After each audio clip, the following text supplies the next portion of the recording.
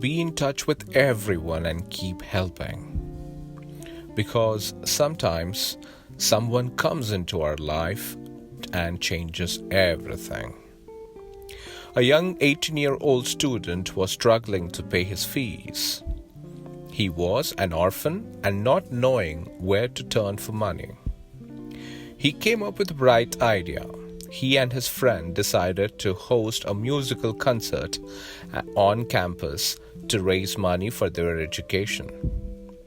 They reached out to the great pianist Ignacy J. Paderewski.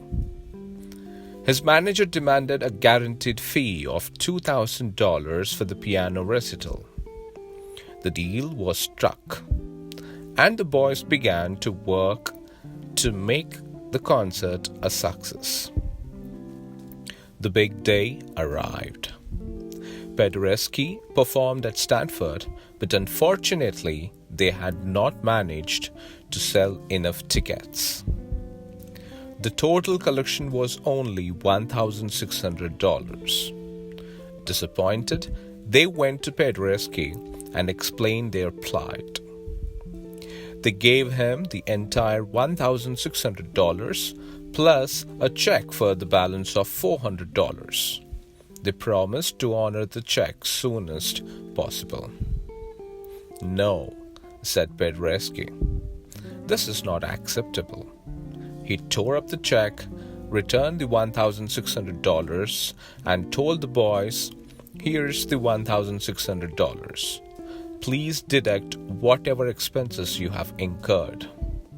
Keep the money you need for your fees, and just give me whatever is left." The boys were surprised and thanked him profusely. It was a small act of kindness, but it clearly marked out Paderewski as a great human being. Paderewski later went on to become the Prime Minister of Poland.